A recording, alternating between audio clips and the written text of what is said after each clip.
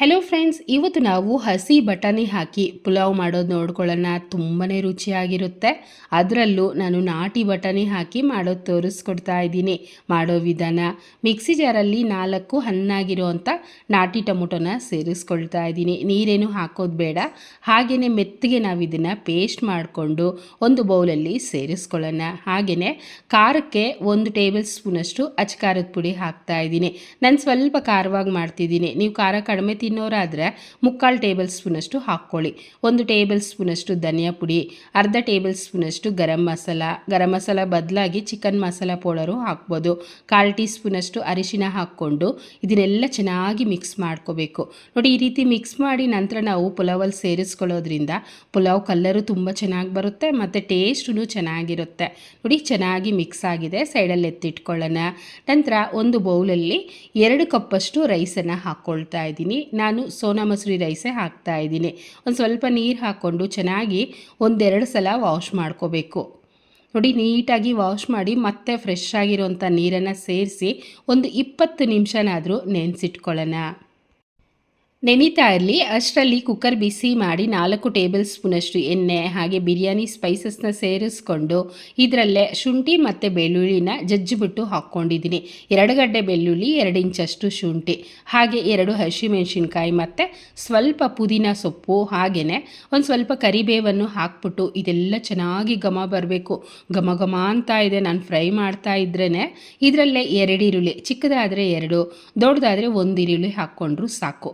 ಈರುಳ್ಳಿನೂ ಅಷ್ಟೇ ಒಂದು ಸ್ವಲ್ಪ ಹಸಿ ಸ್ಮೆಲ್ ಹೋಗೋವರೆಗೂ ಫ್ರೈ ಮಾಡ್ಕೊಳ್ಳಿ. ಇವತ್ತು ನಾನು ತೋರಿಸೋ ರೀತಿ ಒಂದು ಸಲ ಮಾಡ್ಕೊಳ್ಳಿ, ನಿಮ್ಮ ಮನೇಲೂ ಅಷ್ಟೇ ಇಷ್ಟಪಡ್ತಾರೆ. ಓಕೆ, ನಂತರ ಟೊಮೊಟೊ ಪೇಸ್ಟನ್ನು ಸೇರಿಸ್ಕೊಂಡು ಚೆನ್ನಾಗಿ ಒಂದು 3-4 ನಿಮಿಷನಾದರೂ ಫ್ರೈ ಮಾಡ್ಕೋಬೇಕು.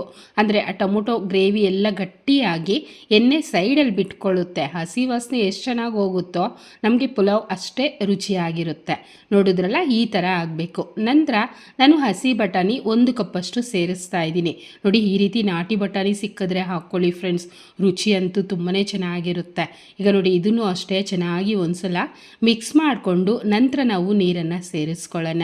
ನಾವು ರೈಸನ್ನು ತೊಗೊಂಡಿದ್ವಲ್ಲ, ಅದೇ ಕಪ್ಪಲ್ಲೇ 4 ಕಪ್ಪಷ್ಟು ನೀರನ್ನು ಹಾಕ್ಕೊಳ್ತಾ ಇದ್ದೀನಿ. ನೀವು ಅದೇ ಬಾಸುಮತಿ ರೈಸ್ ಹಾಕ್ಕೊಳ್ಳೋದಾದರೆ 2 ಕಪ್ ರೈಸ್ಗೆ 1.5 ಕಪ್ಪಷ್ಟು ನೀರನ್ನು ಹಾಕ್ಕೊಂಡ್ರೆ ಸಾಕು.